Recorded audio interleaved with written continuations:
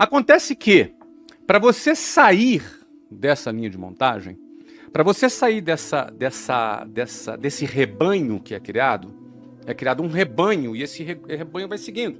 Um boi na frente do outro. Então a visão do boi de trás é a bunda do boi da frente, com o rabo balançando de um lado para o outro. Então você passa a sua vida enxergando a bunda do boi da frente. Perfeito. Sair dessa linha de montagem requer muita coragem, não é fácil. Porque, mal ou bem, seguir a boiada dá uma sensação de segurança. Você está todo mundo indo para um lado, você se sente mais seguro indo para o mesmo lado, quando, na verdade, você deveria justamente para o outro lado. Por que as pessoas se sentem mais seguras indo para o lado onde todos estão indo? Porque é o sentimento de manada, é o sentimento que você tem, que você é parte de uma massa. As pessoas gostam de fazer parte de um coletivo. Se der ruim, dá ruim em Dá ruim pra todo mundo. Mas Então, tem desculpa. é como se fosse diluir o seu risco, entendeu? Eu tô diluindo o meu risco se eu estou junto com todo mundo. Também deve ter uma questão uma questão antropológica, essa questão da autoproteção. Se você, obviamente, num cenário mais hostil, se você voltar alguns milhões de anos atrás, você numa tribo, tu tá muito mais protegido para lutar contra predadores, por exemplo. Mas o fato é que para você se destacar, você tem que, em algum momento da sua vida, sair dessa manada. Como você vai sair desse rebanho? O que é esse rebanho? Esse rebanho segue ensino fundamental, ensino médio, faculdade, emprego e INSS. É isso aqui, ó. É esse o ciclo.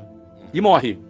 Certo. Tá? É esse aqui o ciclo. Pobre, geralmente estatisticamente pobre, dependendo do INSS, que não é uma coisa tão recomendável assim. E no momento onde a gente tem um déficit grande, então assim, ter muitas reformas. E a tendência é ele se aposentar nunca e diminuir o benefício, porque a conta não fecha. O número de entrantes é sempre menor do que o número de beneficiados, porque os velhos demoram mais a morrer, que bom, porque a medicina avançou, e os casais têm cada vez menos filhos. Perfeito. Então, estatisticamente, você vai ter menos pessoas trabalhando no futuro para pagar mais velhos recebendo. Mas então, deixa eu fazer uma pergunta. As massas geralmente estão erradas? A unanimidade costuma ser chamada de burra. A voz do povo não é a voz de Deus, não é? E você, quando segue a maioria, tu vai ter o resultado da maioria. A gente está falando aqui, o nosso assunto é para ter sucesso. Certo.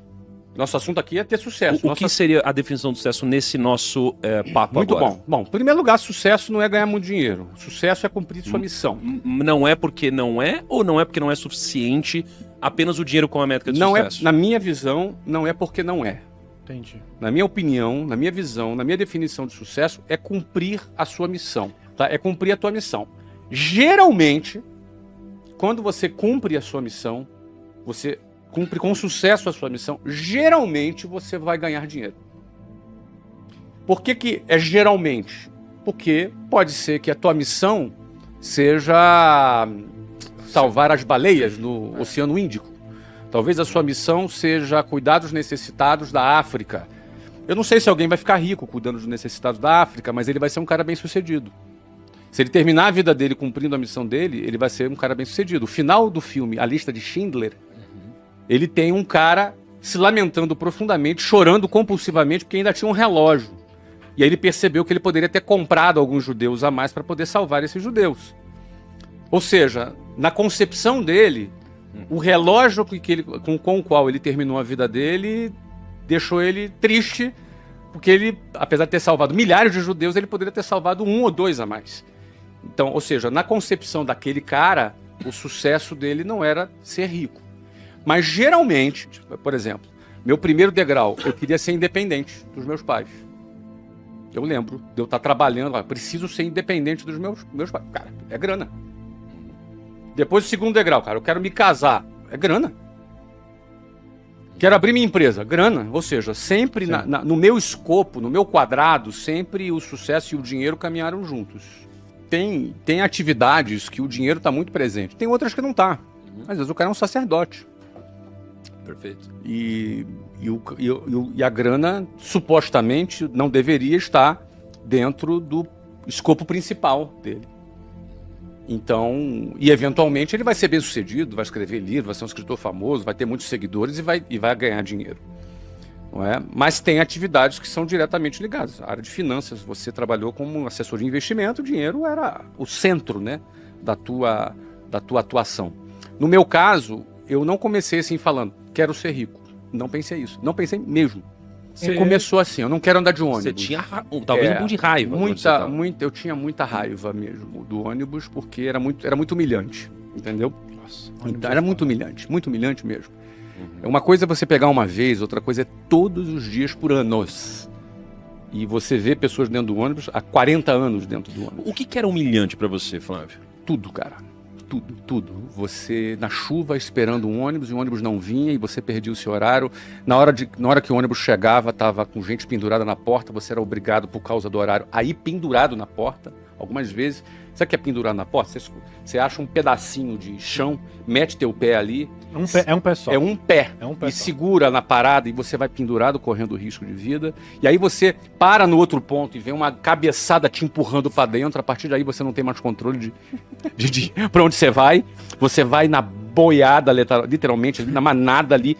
Na realidade, isso é o reflexo do descaso do Estado com aqueles que têm uma exclusão geográfica, que é o que a gente chama. É o cara que mora longe, é o cara que mora na periferia.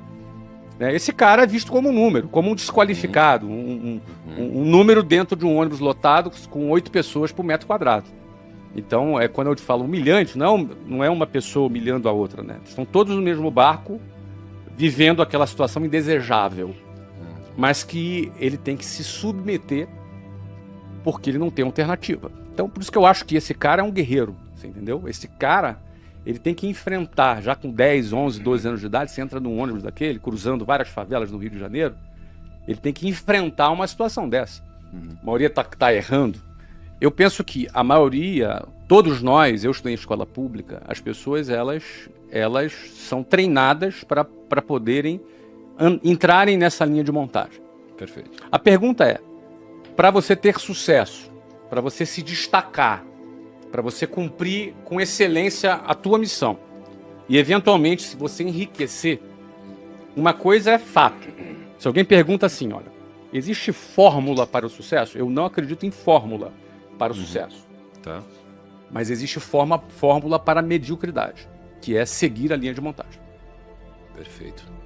Porque se você faz o que todo mundo faz, você vai chegar no mesmo lugar que todo mundo chega. Por analogia, por pura lógica. Se você dá todos os passos que todo mundo dá, você necessariamente vai chegar no mesmo lugar que todo mundo chega. E na melhor das hipóteses, você estar na média já é uma vitória. Entendi. E a média é a mediocridade. Mediocridade é o lugar da média, das médias. E a maioria vai estar nas médias, com essa razão de Pareto, 80-20, 80%, né, vai produzir 20% e 20% vai produzir 80%. Então, a maioria vai ficar nas médias. Mas a maioria por quê? Porque são as pessoas que vão seguir esse modelo, porque é muito difícil sair desse modelo. É muito desafiante, dá medo você sair dessa linha de montagem. Então o que acontece? A maioria vai. Então, para você necessariamente ser bem-sucedido, se destacar, não ser um a mais nessa multidão, você vai ter que se desprender dessa manada. Aí começam os problemas. O primeiro desafio é a coragem. Aliás, antes da coragem, o primeiro desafio é você não se conformar com a manada. E aí tem uma diferença entre se conformar e ser uma pessoa grata, satisfeita. Porque a gente aprende a agradecer a Deus por tudo. A gente aprende a ser grato. E isso é bom. A gratidão é uma coisa que ajuda a nossa saúde mental. E a gente que começou pobre na vida aprende a ser grato pelo feijão, arroz e ovo que está comendo. A gente aprende a agradecer e ser grato. Isso é muito saudável. E gratidão está ligada à satisfação. Tá bom. Mas isso não está ligado à conformação. A palavra conformação está ligado à mesma forma, conforme, a mesma forma. Quando você se conforma, você ganha a mesma forma da manada. Se você se conforma, você será como a manada. Vai mugir como a manada. Vai andar dentro dela. Mas o primeiro desafio é você olhar para aquilo e falar, eu não quero isso aqui. Então o primeiro desafio é você olhar e falar, eu não quero isso aqui.